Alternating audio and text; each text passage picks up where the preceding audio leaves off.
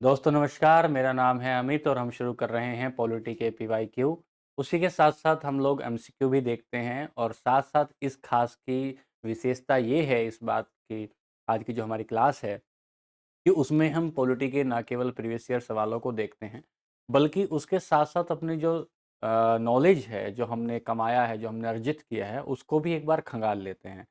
तो साथ-साथ होता क्या है कि हम अपने परीक्षा के दृष्टिकोण से भी सवालों को देख लेते हैं और कुछ नॉलेज एक्स्ट्रा जो मिलती है हमें, उसे भी एनहांस कर लेते हैं।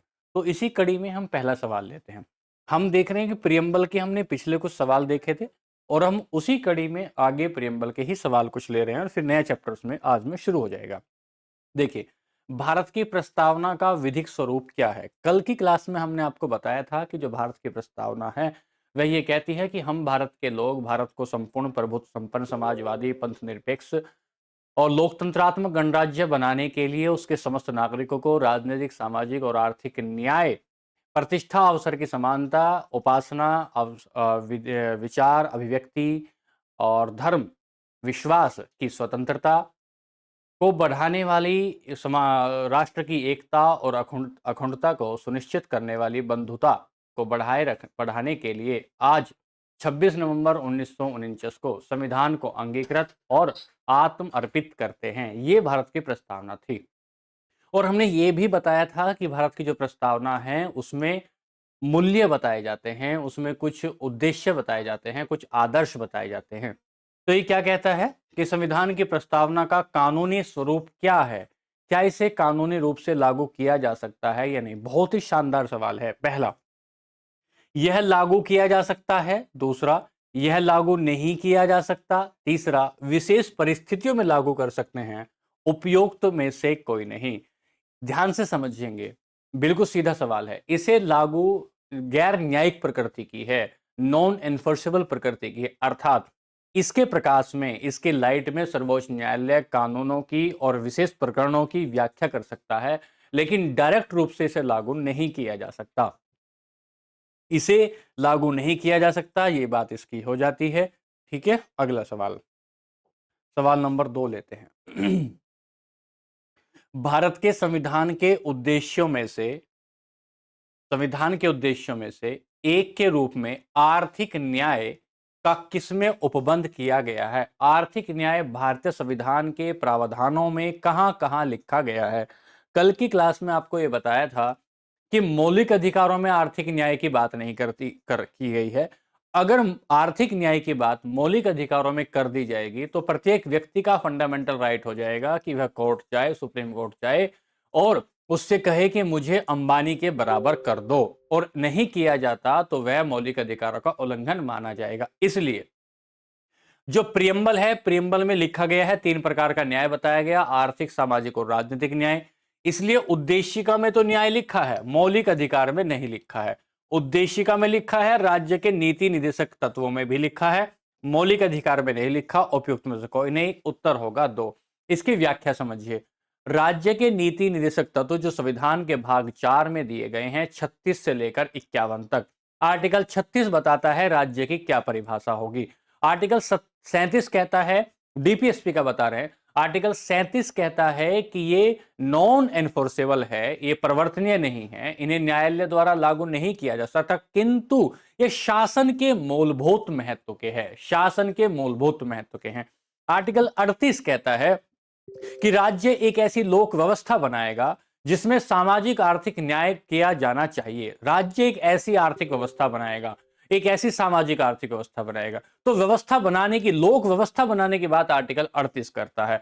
आर्टिकल 39 कह रहा होगा आपसे कि आपको काम के बदले समान काम के बदले समान वेतन मिलेगा। ऐसा संपत्ति का हितकारी संकेंद्रण नहीं किया जाएगा जिससे असमानता पैदा हो। ठीक है। आर्टिकल 40 कहता है ग्राम पंचायतों में का गठन करने की बात कहता है। तो इस प्रकार जो हम 36 से लेकर और 51 तक देखेंगे दोस्तों, इसमें यह बात खास रूप से देखने को मिलेगी कि हर जगह चाहिए शब्द का प्रयोग मिलेगा। राज्य ऐसा करना चाहिए, राज्य को ऐसा करना चाहिए। चाहिए का मतलब डीपीएसपी में यह बात आती है कि इसे विधिक रूप से लागू नहीं किया जाएगा, अर्थात ये कानूनी रूप से बाध्यकारी नहीं होंगे। देखिए ध्यान से समझिए, आप ऐसा करेंगे, करेंगे तो मतलब है कि बाध्यकारी है, आपको ऐसा करना चाहिए तो सलाहकारी प्रकृति की बात हो जाती है। तो हम बात कर रहे हैं सलाहकारी की, ठीक है दोस्तों। मोटे मोटे शब्दों में आपको समझाया गया, बाकी तो क्लासेस में हम डिटेल में देखते ही हैं। तो हमने कहा कि उद्देशिका और राज्य के नीति निदेशकता, तो ये बात आ जाती है। सवाल नंबर 3 लेते हैं। सवाल नंबर 3 भारत का संविधान भारत को घोषित करता है, क्या कहता है भारत को भारत का संविधान? यह एक स्वैच्छिक संघ है? बिल्कुल नहीं। एक परिसंघ है? बिल्कुल नहीं। राज्यों का समूह है? बिल्कुल नहीं। यूनियन की बात करता है दोस्तों, ध्यान से समझेंगे। भारतीय संविधान का अनुच्छेद 1 कहता है भारत अर्थात इंडिया राज्यों का संघ होगा। इंडिया, इंडिया और Bharat shall be a state of union, union की बात करता है ना कि राज्यों की। चलते चलते बात को समझ लीजिए कि जब आप शब्द यूज करते हैं भारत संघ, भारत संघ शब्द यूज करते हैं, इसका मतलब होता है केंद्र, केंद्र और इसकी इकाइयां, केंद्र और इसकी इकाइयां, और इकाइयों को कहीं हम प्रांत कह देते हैं, कहीं हम राज्य कह रहे हैं। तो केंद्र और इसकी ये आर्टिकल 1 की बातें बता रहा हूं कि केंद्र और इसकी इकाइयों को भारत संघ कह रहे हैं। और जैसे आप शब्द यूज करेंगे भारत का राज्य क्षेत्र, भारत का राज्य क्षेत्र अर्थात territory of India, territory of India जब आप कह रहे होंगे, भारत का राज्य क्षेत्र या टेरिटरी ऑफ इंडिया जब आप कह रहे होंगे, इसका मतलब होगा इसमें इकाइयां भी होंगी, इसमें प्रांत भी होंगे, इसमें यूटी भी होंगी, राज्य का संघ राज्य क्षेत्र भी होगा, और ऐसे अर्जित क्षेत्र भी होंगे, ऐसे अर्जित क्षेत्र भी होंगे जिसे भारत सरकार अर्जित कर ले। अर्थात हमारा जो राज्य होंगे, राज्य का मतलब होगा भारत और राज्य, जब 28 राज्य मिलकर एक समूह बनाएंगे उसे भारत संघ कहेंगे। जब आप भारत का राज्य क्षेत्र कहते हैं ना दोस्तों, जिस प्रकार एक हम कहते हैं कि इलाका होता है, इलाका अर्थात जैसे एक शेर होता है, तो शेर अपने यूरिन से एक बाउंड्री बनाता है चारों तरफ की, कि उसकी सीमाएं कहां तक है, उसकी प्रभुसत्ता कहां तक चलती है।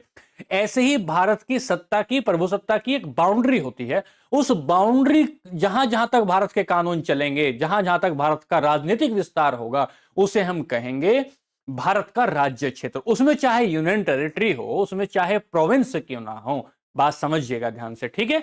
यहां से आगे चलेंगे, बहुत डिटेल में और बहुत सीधी बात कर रहे हैं, बहुत ज्यादा आपको तकनीकी शब्दावलियों में घुमाने की कोशिश नहीं है हमारी। चलिए अगला सवाल है, भारत के संविधान में संघीय शब्द कहां आया है? फेडरल शब्द, देखिए इधर तो लिखा है संघ और बाजू में ही एक ब्रैकेट लगा के कर दिया है फेडरल। मैं ये कह रहा हूं कि भारतीय संविधान का अनुच्छेद 1 फेडरल नहीं यूनियन शब्द यूज करता है, यूनियन शब्द यूज करता है। तो फेडरल शब्द कहीं नहीं आया भाई। देखने में लगेगा उद्देशिका में क्या मतलब है फेडरल का, सारी की सारी उद्देशिका आपको पढ़ के सुना दी हम भारत के लोग से लेकर, और 26 नवंबर 1949 को अंगीकृत करते हैं तक कहीं नहीं है। भाग 3 में कैसे आ जाएगा? भाग 3 में तो मौलिक अधिकार है, भाग 368 में तो आपका संविधान संशोधन है, आपका जो आर्टिकल 368 है। तो फिर ये मुद्दा है क्या? मुद्दा है मेरे प्यारे दोस्तों, ध्यान से समझ लेना एकदम, मुद्दा है यूनियन और फेडरल का। जो मुद्दा है वो है यूनियन और फेडरल का, फेडरल का। एक मोटी बात समझा रहा हूं, ये है सेंटर जिसे हम कहते हैं केंद्र सरकार, और ये है स्टेट जिसे हम कहते हैं प्रोविंस। केंद्र और राज्य के संबंधों के आधार पर, केंद्र और राज्य के संबंधों के आधार पर 3 तरह की व्यवस्थाएं बनती हैं। एक व्यवस्था को कहते हैं एकात्मक, यूनिटरी सिस्टम। यूनिटरी सिस्टम का मतलब होता है केंद्र सर्वप्रमुख होती है, राज्य उसके अधीन होते हैं, पहली बात। तो आपने समझा, पहला यूनिटरी सिस्टम, एकात्मक व्यवस्था। दूसरा आपने कहा फेडरल सिस्टम, फेडरल सिस्टम मतलब संघात्मक व्यवस्था। संघात्मक व्यवस्था का मतलब होता है स्टेट उतने ही मजबूत होते हैं जितना कि, सामान्य बात कर रहे हैं टेक्निकली नहीं, स्टेट और केंद्र, स्टेट और केंद्र, राज्य और केंद्रों के बीच में शक्तियों का बंटवारा होता है। केंद्र सर्वशक्तिमान नहीं होता, राज्य सर्वशक्तिमान नहीं होते, राज्य केंद्र के अधीन नहीं होते, शक्तियों का बंटवारा होगा। भारतीय संविधान की अनुसूची 7 में, अनुसूची 7 में 3 प्रकार के विषयों का बंटवारा किया गया। इसके इतिहास को खंगालेंगे। 1935 का भारत शासन अधिनियम 3 विषयों का, भारत के सारे कानूनी विधिक विषयों को 3 भागों में वर्गीकृत करता था। तो हमने वहां से ले लिया 7वीं अनुसूची को, और आज अगर आप देखेंगे तो सेंटर को भी कानून बनाने की शक्ति है और राज्य को भी कानून बनाने की शक्ति है, तो उसे हम कहते हैं संघात्मक या फेडरल व्यवस्था। लेकिन ये एक आदर्श बात है, ये एक यूटोपिया जैसा है कि पूर्ण रूप से क्या हो जाए कि स्टेट और राज्य के बीच में एक ऐसा ऐसा विभाजन हो जाए। ये बात जरा लगती नहीं है। अगर भारत के संविधान को देखेंगे तो परिस्थिति जन्य स्थिति बन जाती है। कैसे? कभी ये एकात्मक हो जाता है। जब आर्टिकल 356 के तहत हम लगा देंगे राष्ट्रीय इमरजेंसी, तो सारी व्यवस्थाएं आ जाएंगी केंद्र के अंडर में, तो हम कहेंगे एकात्मक व्यवस्था आ गई है।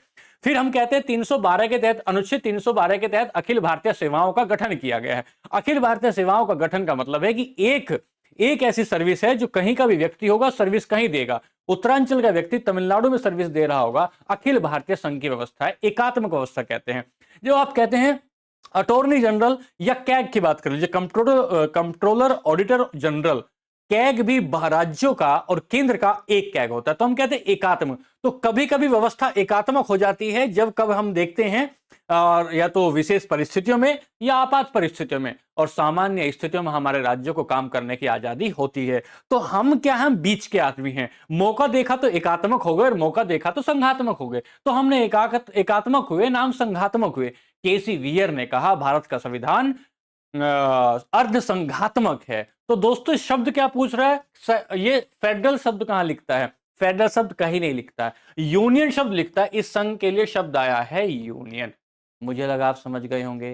ठीक है, मैंने आपको 3 बातें बताई। केंद्र राज्य संबंधों के आधार पर शासन प्रणालियां 3 तरह की हो सकती हैं। एक को आपने कहा एकात्मक है, जहां केंद्र सर्वोच्च होता है। एक को कहा संघात्मक है, जहां विधिक विषय बटे हुए होते हैं। और एक को खींचतान के दोनों के बीच का बनाया, जिसका नाम है अर्धसंघात्मक। और अर्धसंघात्मक के एग्जाम्पल आपने भारत का दिया, कनाडा का दिया। ठीक है, चलिए, मुझे लगा आप समझ गए होंगे बहुत ध्यान से। सवाल नंबर 5 पर आए। सवाल नंबर 5 क्या कहता है? देखो, वो जो समझाया वो सारी बातें सवाल नंबर 5 में आई। भारतीय संविधान के अनुच्छेद 1 में भारत को संघीय राष्ट्र के स्थान पर राज्यों का संघ कहा गया है। देखो लिखा है ना, संघीय राष्ट्र के स्थान पर राज्यों का संघ कहा गया है। हाँ, ये तो बात हम कर ही रहे हैं। क्या कह रहे हैं? भारतीय संघ इकाइयों से लगे हुए समझौतों का परिणाम नहीं है। इसमें इसमें घटक इकाइयों को संघ से अलग होने की स्वतंत्रता नहीं। कितनी शानदार बात कही गई है। देखो ध्यान से समझिए। एक घर है, घर में दादाजी हैं। दादाजी को कहा केंद्र सरकार, उनके 4 बेटे हैं, ताऊ जी हैं, पापा है, चाचा हैं और एक तो है उनके बेटे। ठीक है, ये हो गए प्रांत। अब ये प्रांत और केंद्र, प्रांत एक जगह मिल जाएं, प्रांत एक जगह मिल जाएं और केंद्र के साथ ऐसा सहयोगी संबंध रखे, सहजीवी संबंध रखे, पूरकता का संबंध रखे, तो हमने कहा कि ये फेडरल व्यवस्था है। लेकिन ये जो हमने परिवार के लोग एक जगह मिलाए ना, हमने कोई समझौता नहीं किया।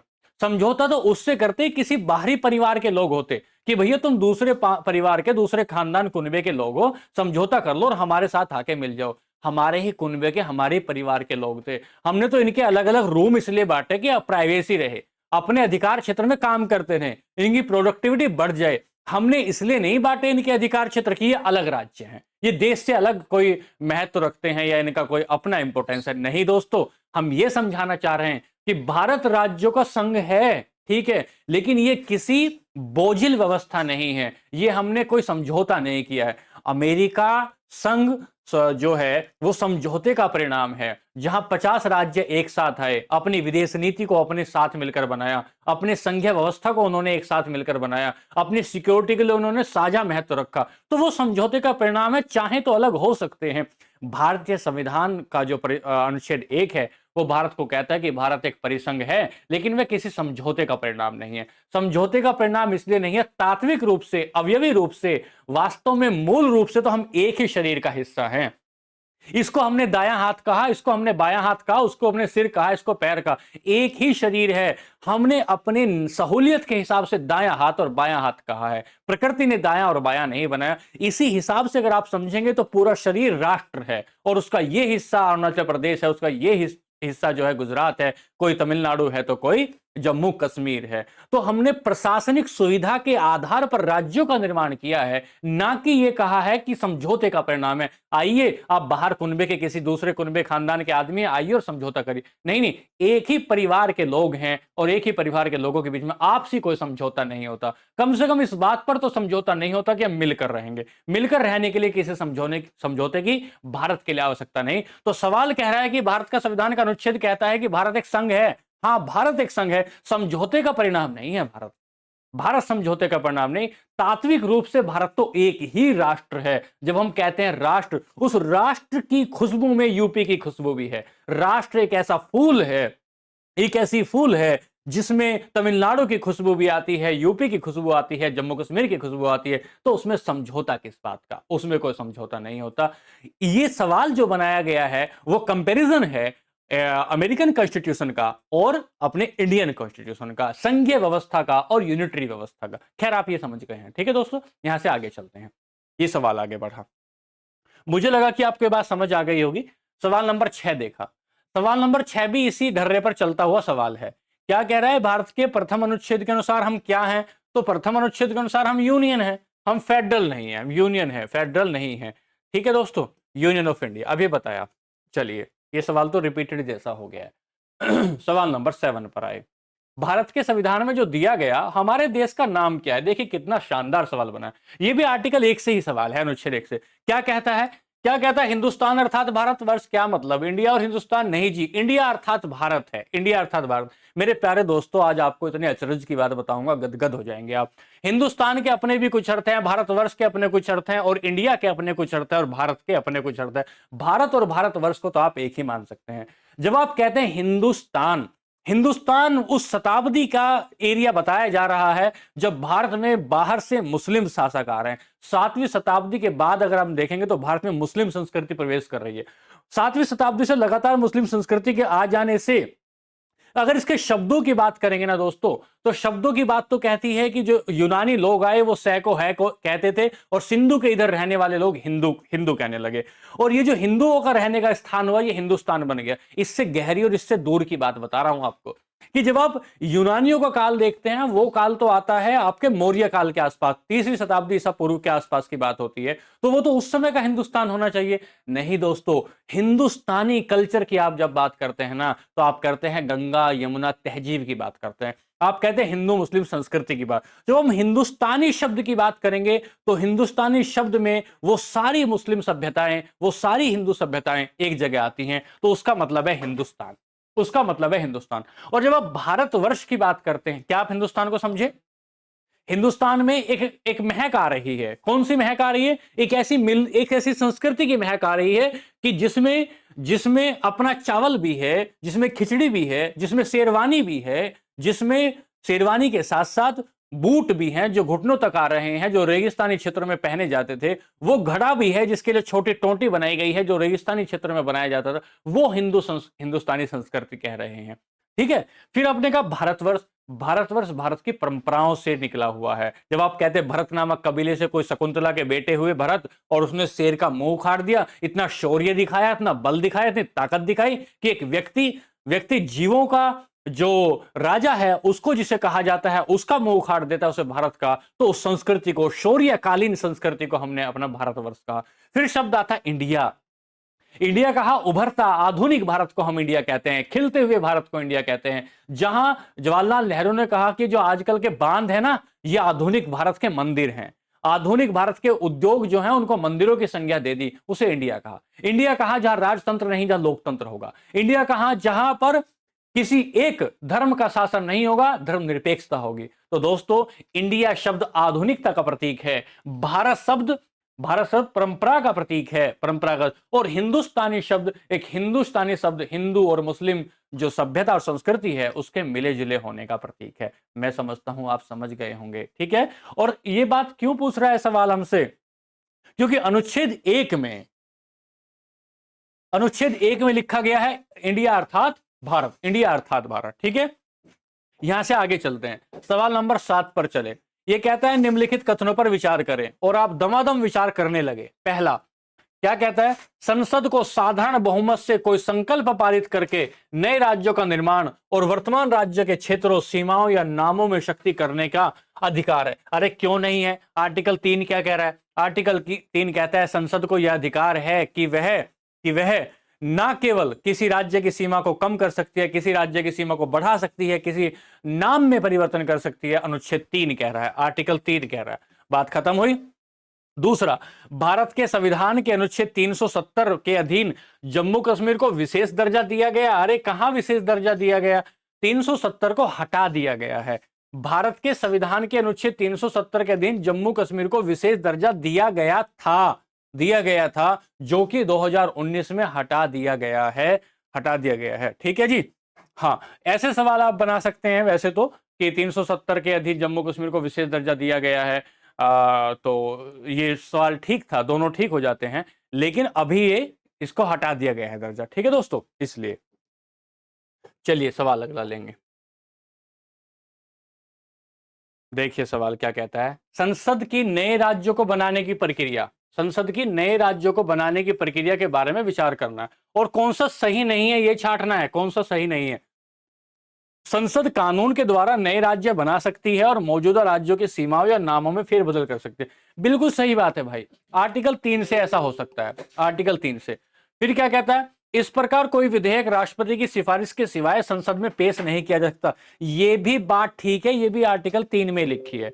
और फिर क्या कहता है, इस प्रकार के किसी विधेयक को राष्ट्रपति प्रभावित राज्य के विधानमंडल को निर्दिष्ट कर सकता है। ये भी सही बात है। और क्या कहता है, इस प्रकार की विधि 368 के कार्यक्षेत्र के अधीन आएगी। नहीं जी, ये गलत है, मौलिक रूप से समझिए। भाग 2 कहता है, मतलब अनुच्छेद 2 कहता है, भाग तो 1 है, भाग 1 का नाम है भारत संघ और उसके राज्य क्षेत्र, और उसका अनुच्छेद 2 है। अनुच्छेद 2 कहता है राज्यों का संघ में प्रवेश और उनकी स्थापना, एस्टेब्लिशमेंट, और एक तरीके से राज्यों की स्थापना की बात करता है, एडमिशन एंड एस्टेब्लिशमेंट की बात करता है। ठीक है, दूसरा बात आ रही है हमारी आर्टिकल 3 की। आर्टिकल 3 कहता है संसद में राज्यों का प्रवेश किया जा सकता है, उनकी सीमाओं को घटाया बढ़ाया जा सकता है। यदि किसी राज्य की सीमाओं को घटाने और बढ़ाने में ऐसा किया जाता है, तो राष्ट्रपति जिस राज्य के साथ ऐसा किया जा रहा है उसके पास एक संकल्प भेजते हैं, एक विधेयक उसके पास भेजते हैं। जब विधेयक उसके पास जाता है, तो संविधान में कोई समय सीमा नहीं बताई गई है कि विधानमंडल जो है कितने दिन में अपनी राजी सहमति देगा, रजामंदी देगा या नहीं देगा। अगर वो रजामंदी देता है तो भी, रजामंदी नहीं देता है तो भी, उसको मानने के लिए राष्ट्रपति बाध्य नहीं है। और चौथी बात जो आर्टिकल 4 बताता है वो ये है कि ये सारा काम जो होगा, राज्यों की सीमाओं को घटाना बढ़ाना, नए राज्यों का प्रवेश करना, ये साधारण बहुमत से होगा, और आर्टिकल 368 के तहत इसे संविधान का संशोधन नहीं माना जाएगा, संविधान का संशोधन नहीं माना जाएगा। सवाल नंबर 10 लेते हैं।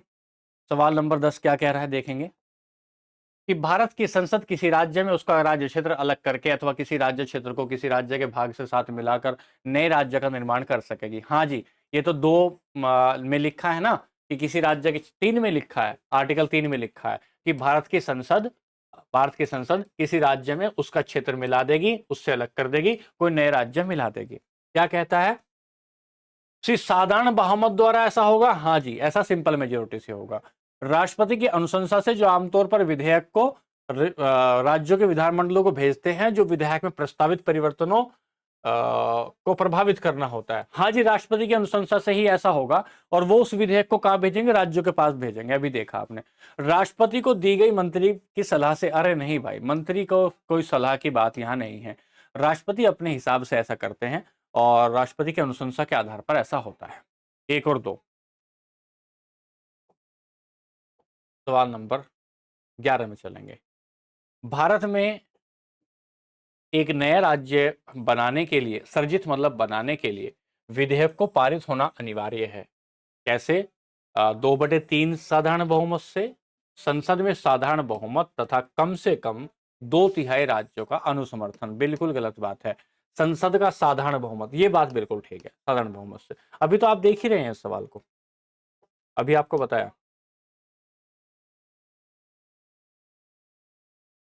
नए राज्यों की स्थापना करने की विधायी शक्ति किसके पास है? नए राज्यों को तो संसद के पास है, अभी आप देख रहे हैं संसद के पास है। भारत में एक राज्य की सीमा में परिवर्तन किया जा सकता है 368 से? बिल्कुल नहीं। 130 के साथ? बिल्कुल नहीं। अनुच्छेद 70 में नहीं, अनुच्छेद 3 में दी गई प्रक्रिया, अभी तो समझा रहे हैं।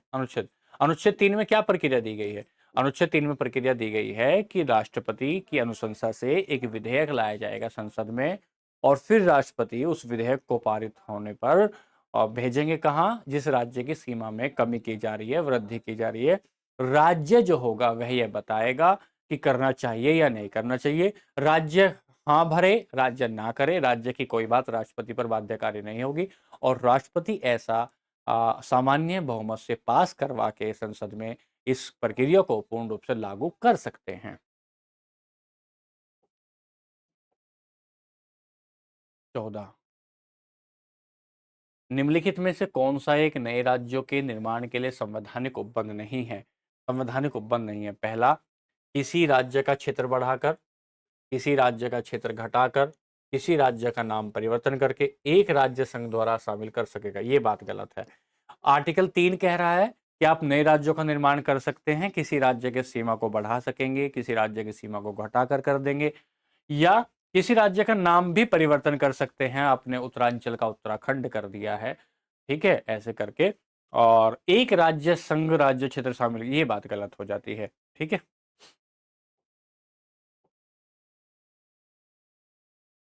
एक विद्यमान राज्य की सीमा को परिवर्तित करके एक नवीन राज्य को बनाने की दृष्टि से 3 उपकरणों की आवश्यकता होती है। ध्यान से समझिए, एक कोई राज्य है, उसकी सीमा को बदलना है, बदलने पर एक नया राज्य बनाना है और उसकी दृष्टि से 3 उपकरणों की आवश्यकता होती है। पहला, सर्वोच्च न्यायालय, राष्ट्रपति, संसद। इनकी सर्वोच्च न्यायालय की क्या जरूरत है? हाँ, इसकी तो मान सकता हूं, राष्ट्रपति की जरूरत है, संसद की जरूरत है। संसद की क्यों जरूरत है? प्रस्ताव कहां आएगा? संसद में। राष्ट्रपति कहां भेजेंगे? राज्य के पास। फिर संसद सर्वोच्च न्यायालय, ये बिल्कुल नहीं है। सर्वोच्च न्यायालय नहीं है, राष्ट्रपति तथा संबंधित राज्य भी ठीक है। अब देखिए, राष्ट्रपति चाहिए, संसद चाहिए और संबंधित राज्य का विधानमंडल चाहिए। ये बात आर्टिकल, सब बातें ये जो चल रही हैं आर्टिकल 3 से ही संबंधित है। इसलिए डिस्कस नहीं किया क्योंकि पीछे कर दिया है, ठीक है। आगे, निम्नलिखित में से कौन सा राज्य पुनर्गठन आयोग से ये बहुत अच्छा सवाल है, मतलब थोड़ा फैक्चुअल है लेकिन सवाल अच्छा है कि कौन सा राज्य पुनर्गठन आयोग से संबंधित नहीं है। फजल अली आयोग है, कुंजरू थे ही फजल अली आयोग के, ए पणिक्कर थे, के एम मुंशी नहीं थे, के एम मुंशी नहीं थे, ये 3 लोग थे। दरअसल आप इस बात को समझिएगा, 1947 में हम होते हैं आजाद। आजाद होने के बाद 1948 में कमीशन बनता है जिसका नाम है फजल अली कमीशन। फजल अली कमीशन ये कहता है कि भाषा जो है राज्यों के पुनर्गठन का आधार नहीं होनी चाहिए, प्रशासन आधार होना चाहिए। अरे भारत में 1600 से ज्यादा भाषाएं बोली जाती हैं। अगर भाषा के आधार पर राज्यों का गठन करोगे तो भारत तो छोटे छोटे टुकड़ों में टूट जाएगा, विखंडित हो जाएगा। ये बात कही। इसके बाद एक कमेटी बनती है जिसका नाम है जेवीपी कमेटी। जेवीपी कमेटी ने भी सेम बातें दोहराई जो फजल अली आयोग ने कही। उसने कहा कि जो ये है फजल अली, माफ कीजिएगा, धर आयोग की बात बता रहा हूं मैं आपको, ये धर आयोग की बात बता रहा हूं। धर आयोग का मतलब था कि धर ने कहा था कि भाषा भाषा आधार नहीं होनी चाहिए, प्रशासन आधार होना चाहिए। और धर आयोग के बाद 1948 में धर आयोग आया और इसके बाद एक कमेटी आई जिसका नाम आया जेवीपी कमेटी, और जेवीपी कमेटी ने भी सेम यही बातें दोहराई थी, ठीक है। इससे आगे जो है 1953 में पोट्टी श्री रामालू जो थे वो आंध्र प्रदेश में उन्होंने अनशन कर दिया, आंध्र प्रदेश को तेलुगु भाषा मद्रास से अलग करने के लिए। तो 1953 में गठन कर दिया गया। फिर 1953 में एक आयोग बना जिसका नाम हो फजल अली आयोग। ये जो आयोग आप पढ़ रहे हैं ना, फजल अली आयोग, ये 1953 में बना, फजल अली आयोग। और फजल अली आयोग के ये 3 सदस्य थे जो ऊपर वाले हैं, और 1953 में बनकर इसने अपनी रिपोर्ट दी 1956 में। और इसकी रिपोर्ट ध्यान से सुनो, जहां एसके धर आयोग था ना, वो कह रहा था कि एक भाषा प्रशासन का आधार नहीं होनी चाहिए, राज्य पुनर्गठन का आधार नहीं होनी चाहिए, प्रशासन इसका आधार होना चाहिए। फजल अली आयोग कहता है भाषा को राज्य पुनर्गठन का आधार बना सकते हैं, लेकिन ध्यान दो, एक भाषा एक राज्य को स्वीकार नहीं किया जाएगा। अगर एक भाषा एक राज्य को स्वीकार करेंगे तो राज्य तो भारत तो टूट जाएगा। ये बात एक तो आई। फिर ध्यान से समझिए कि जब भारतीय संविधान बना था ना, तो भारतीय संविधान के जो राज्य थे वो 4 भागों में डिवाइड किए गए थे, कैक है गैग है, कैक है गैग है। और ये जो कैक है गैग है थे, ये भाग संविधान के भाग 7 में लिखे थे। तो फजल अली आयोग ने कहा इन कैक है गैर राज्यों को, जो रियासतों के राज्य है, ब्रिटिश प्रांतों के राज्य हैं, इनको समाप्त करके केवल राज्य और केंद्र शासित प्रदेश बनाया जाए। तो फजल अली आयोग की दोनों बातें मान ली गई और मानने के बाद 14 राज्यों का निर्माण किया गया और ये 4 राज्यों का जो ग्रुप था वर्गीकरण, इसे मना कर दिया गया। मुझे लगता है आपको बात समझ में आ गई होगी। ये मैंने आपको धर आयोग, जेवीपी कमेटी, फजल अली आयोग और पोटिश्री रमालू, आंध्र प्रदेश का भाषा के आधार पर पहला गठन, ये सारी बातें बताई। बहुत बेसिक बातें हैं, आपको समझ में आनी चाहिए। अगला, फिर देखो ये क्या कहता है, फिर ऐसा ही कुछ सवाल है। क्या कह रहा है, जस्टिस फजल अली आयोग के फजल अली, के एम पणिक्कर और हृदयनाथ कुंजरू इसके सदस्य थे। किसके सदस्य? राज्य पुनर्गठन आयोग 1953 में जो बन रहा है इसके सदस्य थे। अच्छा ठीक है, आयोग ने बंबई और पंजाब के विभाजन का समर्थन किया था। ठीक है, फिर तीसरा स्टेटमेंट क्या कह रहा है, संसद के पास पुनर्गठन कानून 1956 के तहत 14 राज्य केंद्र शासित क्षेत्र, अभी तो बताया आपको 14 राज्य बनाए, तो भाई ये जो है बंबई और पंजाब का विभाजन इस आधार पे किया था क्योंकि भाषा, उन्होंने कहा भाषा, अगर आपके पास कोर पता है ना आपको, तो आप उत्तर का तुक्का भी लगा लेंगे। कोर क्या कह रहा है, फजल आयोग कह रहा है कि भाषा के आधार पर गठन किया जा सकता है किंतु एक भाषा एक राज्य नहीं होना चाहिए। तो ठीक है, तीनों विकल्प इसमें आएंगे। वैसे तो ये क्या कह रहा है, तीनों सदस्य थे, फजल अली आयोग था, पणिक्कर था, हृदयनाथ कुंजरू थे। पंजाब बंबई का समर्थन किया और 1956 जो राष्ट्रीय राज्य का पुनर्गठन कानून बना उसमें 14 राज्य बनाए, 6 केंद्र शासित प्रदेश बनाए। तीनों ठीक हो जाएगा।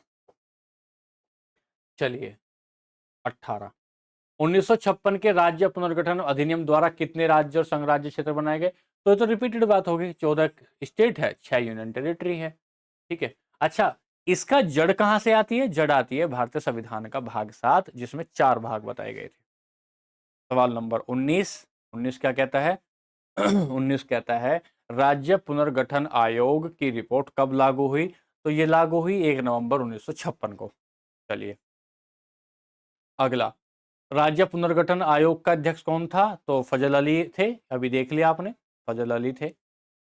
फिर कहा 1950 के दशक के भाषाई राज्यों की प्रबल मांग के उपरांत निम्नलिखित में से कौन से राज्य पुनर्गठित हुए? तो 1950 के दशक के 50 के दशक के भाषाई राज्यों की प्रबल मांग के अनुसार कौन से राज्य पुनर्गठित हुए? तो राज्य पंजाब हुआ, आंध्र प्रदेश हुआ, महाराष्ट्र हुआ। 2 3 4, 2 3 2 4, 1 2 3 4, ये चारों राज्य आ गए, कर्नाटक, महाराष्ट्र, पंजाब और आंध्र प्रदेश। क्योंकि आप देखेंगे दो दो इधर है, 3 इधर है, 4 2 3 4 नहीं है, तो ये ऑप्शन बनेगा। क्या कह रहा है देखो, 1950 के दशक के भाषाई राज्यों की प्रबल मांग के उपरांत निम्नलिखित में से कौन से राज्य पुनर्गठित हुए? तो चारों राज्यों का पुनर्गठन किया गया।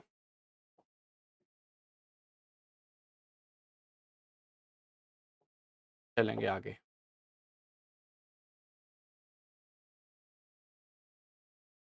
एक मिनट देखें तो, एक सेकंड, ये 21, इसमें समझिएगा जो है ना 1950 सवाल को एक बार देखें। 1950 के दशक के भाषाई राज्यों की प्रबल मांग, 1950 की बात कर रहा है, तो 1950 में कर्नाटक तो नहीं बना, आपका बना ये जो है आंध्र प्रदेश बना और फिर महाराष्ट्र बना। महाराष्ट्र और गुजरात 2 राज्य बने, तो इसका 2 और 4 होगा, 2 और 4 होगा। महाराष्ट्र गुजरात से अलग हुआ, गुजरात से अलग हुआ, और ये क्षेत्र था मद्रास का, ये मद्रास से अलग हुआ। ठीक है दोस्तों, ये थोड़ा कन्फ्यूजन जो आपको बताया गया। यहां से आगे चलिए, सवाल देखो आयोग से पूछा गया, स्वतंत्रता के पश्चात भारत में भाषाई आधार पर पुनर्गठन निम्नलिखित में से किस कारणवश आरंभ हुआ? तो धर समिति के आधार पर, स्वतंत्रता प्राप्ति के पश्चात भारत में भाषाई आधार पर पुनर्गठन निम्नलिखित में से किस कारणवश शुरू हुआ? तो धर समिति की रिपोर्ट के आधार पर, न्यायमूर्ति वांचू की रिपोर्ट के आधार पर, राज्य पुनर्गठन आयोग की रिपोर्ट के आधार पर। तो पुनर्गठन तो राज्य पुनर्गठन आयोग फजल अली आयोग ने कहा था, राज्य पुनर्गठन आयोग जो है वो फजल अली आयोग को ही कह रहे हैं, फजल अली कमीशन को ही कह रहे हैं। और फजल अली कमीशन ने 1956 में अपनी रिपोर्ट दी और इसके आधार पर फिर भाषाई आधार पर पुनर्गठन का शुरुआत हो गई। ठीक है, भाषाई आधार पर पुनर्गठन की शुरुआत हुई। फिर कहा भाषाई राज्यों की अवधारणा का प्रश्नांकन किया था, तो नेहरू रिपोर्ट का कोई मतलब नहीं, कैबिनेट मिशन का कोई मतलब नहीं, साइमन का नहीं, धर कमीशन ने, धर कमीशन। यहां से आगे चले, क्यों इसे क्यों कह रहे हैं? क्योंकि जो नेहरू रिपोर्ट है ना दोस्तों, नेहरू रिपोर्ट आई है 1928 में, 1928 में, जब हम अंग्रेजों ने ये कहा कि आपके पास कोई ऐसी संविधान नहीं है जिसके आधार पर आप जो है पूरे देश को संचालित कर सकेंगे और आप कहते हैं कि हमें डोमिनेट स्टेटस दे दो, हमें स्वतंत्रता दे दो। उसकी प्रतिक्रिया में नेहरू रिपोर्ट आई थी। कैबिनेट मिशन आया 1946 में और उसने कहा कि भारत की एक संविधान सभा होगी, कुछ लोग निर्वाचित होंगे, कुछ लोग मनोनीत होंगे, ये आपने पढ़ लिया है। साइमन कमीशन आया 1928 में, वो 1919 में जो मॉन्टेग्यू चेम्सफोर्ड अधिनियम था उसकी रिपोर्ट करने के लिए आया था। और धर कमीशन 1948 में आप कह रहे हैं, और 1948 में उसने भाषाई राज्यों की मांग को भाषा के आधार पर मना किया था। अच्छा, राज्य पुनर्गठन अधिनियम 1956 भाग 3 के जरिए कितनी आंचलिक परिषदें बनाई गई थी? कितनी आंचलिक परिषदें बनाई गई थी? तो ये देखिए, तो 5 आंचलिक परिषद उस समय बनाई गई, और वो जो 5 आंचलिक परिषद है उनका नाम ऐसे बनता है, उनका नाम ऐसे बनता है, ये नॉर्थ, ये साउथ, ये ईस्ट, ये वेस्ट और एक नॉर्थ ईस्ट। राज्य पुनर्गठन आयोग में मध्य, सेंट्रल मध्य, फिर बाद में जाकर बनी नॉर्थ ईस्ट की परिषद। सवाल नंबर 25। 25 क्या कह रहा है कि वांचो रिपोर्ट के आधार पर प्रथमतः भाषाई राज्य गठित किया गया। तो भाषाई राज्य जो गठित किया गया दोस्तों, भाषा के आंध्र प्रदेश गठित किया गया 1956 में। 1956 आंध्र प्रदेश, ये 53 लिखा है, 53 में देखिए, इसको मैं एक बार आपको समझिए। 1947 में भारत को आज़ादी मिली। आज़ादी मिलने के बाद 1948 में धर कमीशन आया, धर आयोग आया। धर आयोग ने कहा कि भाषा के आधार पर गठन नहीं होगा, प्रशासन के आधार पर गठन हो सकता है। फिर कमेटी आई, जेवीपी कमेटी, इसने यही बात कही। 1953 में जो है पोटिश्री रामालू थे, तेलुगु एक नेता थे, गांधीवादी नेता थे, उनकी भूख हड़ताल से मौत हो गई, और भूख हड़ताल से होने के बाद मद्रास से अलग कर दिया गया आंध्र प्रदेश को। 1953 में 1953 में ये बन गया आंध्र प्रदेश। 53 में फजल अली आयोग आया, फजल अली कमीशन। और जो फजल अली कमीशन आया ना दोस्तों, इसने कहा कि भाषा बनना चाहिए आधार, लेकिन एक भाषा और एक प्रशासन, एक भाषा एक प्रशासन आधार नहीं होना चाहिए, ये बात कही। और इस आधार पर 1953 में ही बन गया था आंध्र प्रदेश। आंध्र प्रदेश राज्य पुनर्गठन से नहीं बना है, वो पहले ही 1953 में बन गया था। ठीक है, तो ये हुए आज के सवाल दोस्तों, जिसमें आपने भाग 1 को देखा। लगभग जो कॉन्स्टिट्यूशन का पार्ट 1 था, उस पार्ट 1 को आपने कंप्लीट किया, और लगभग इसके कुछ सवाल और बचते हैं जो हम कल की क्लास में देखेंगे। कोई भी सवाल आपको गलत लगा, सही लगा, अच्छा लगा, बुरा लगा, और आपकी कोई भी प्रतिक्रिया है, प्लीज हमें कमेंट बॉक्स में लिखें। वही हमारी प्रेरणा का स्रोत है, वही हमारे लिए मिसाल भी है, वही हमारे लिए मशाल भी है। ठीक है दोस्तों, आज के लिए नमस्कार।